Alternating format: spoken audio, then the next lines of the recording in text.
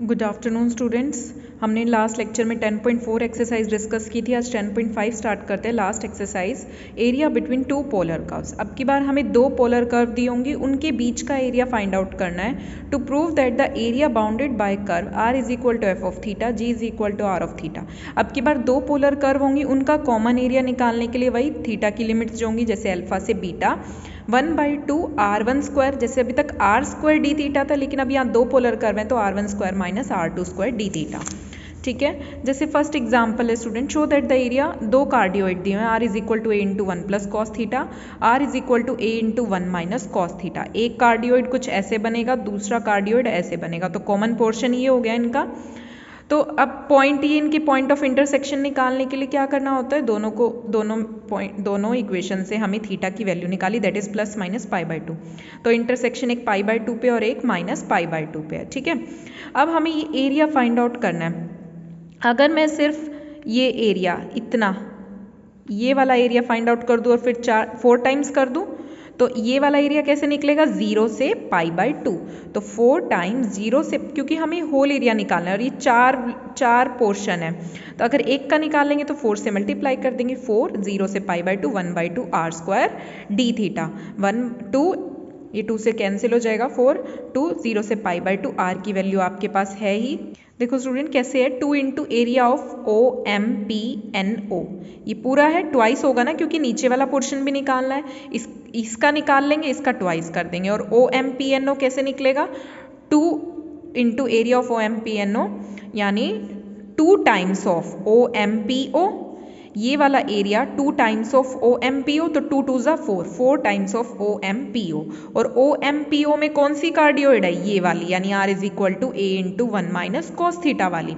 तो 4 टाइम्स 0 से π/2 1/r की वैल्यू यहाँ पे कौन सी आएगी, ये वाले कार्डियोइड की। ठीक है, इसको सॉल्व कर लेना।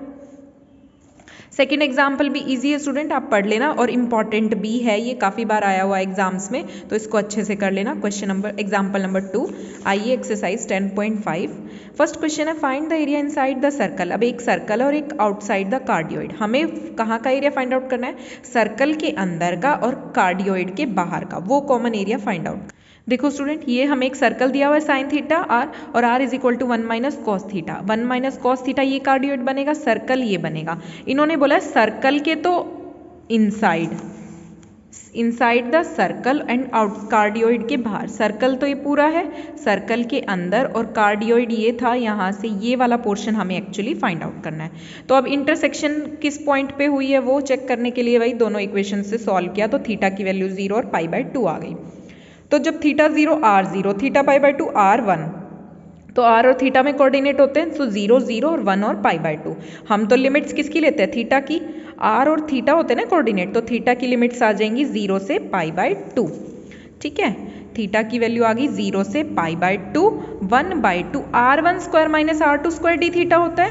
अब r1 ये वाला बाहर वाला कौन सा है, सर्कल का है बाहर वाला पोर्शन, और अंदर वाला कार्डियोइड का है।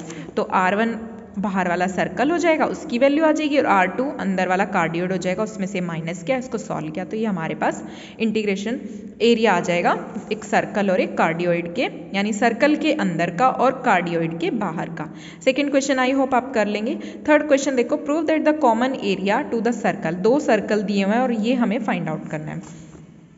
देखो स्टूडेंट, ये एक सर्कल बनेगा, r इज इक्वल टू √2 आप ड्रॉ कर लेना, और एक ये r is equal to 2a cos theta, एक ये सर्कल बनेगा। ठीक है, हमें ये पूरा कॉमन पोर्शन है ये फाइंड आउट करना है, कॉमन एरिया बोल रहा है ना वो, लेकिन ये जो एक थीटा इज इक्वल टू π/4 है ना, एक ये पॉइंट ऑफ इंटरसेक्शन ये हो रहा है, और ये एक टेंजेंट भी ड्रॉ होगी।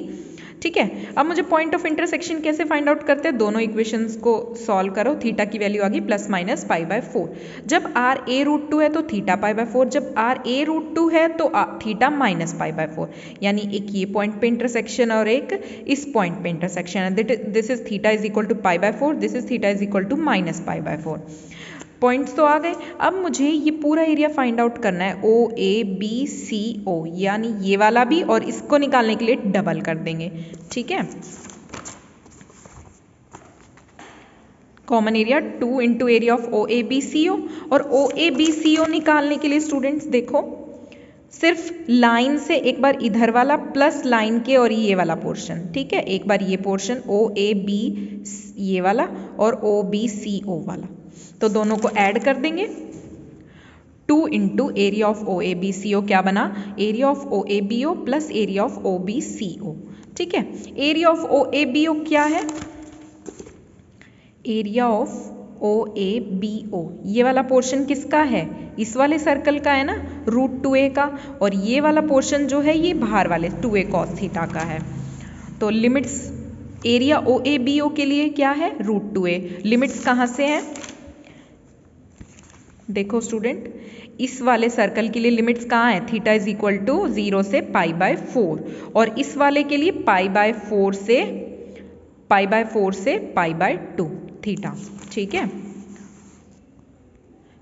OABO सर्कल के लिए लिमिट्स है 0 से π/4, OBCO के लिए लिमिट्स है π/4 से π/2।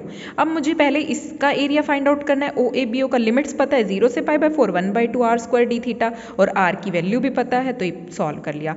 फिर OBCO की करते हैं तो π/4 से π/2 लिमिट्स, और फॉर्मूला हमें पता है और r भी हमें पता है, सॉल्व कर लेंगे, ठीक है। हमें तो कॉमन एरिया चाहिए था, कॉमन एरिया निकालने के लिए 2 इंटू इसका हमने एरिया फाइंड आउट कर लिया, ये फाइंड आउट कर लिया, दोनों को ऐड कर देंगे, सॉल्व करेंगे तो a² इंटू π-1, ठीक है स्टूडेंट्स। कोई दिक्कत हो, कोई क्वेरी हो तो आप मुझे बता देना। बाकी ये चैप्टर बहुत ईजी था, बस कर्व अगर आपको आती है ना तो इस चैप्टर में कुछ भी नहीं है स्टूडेंट्स।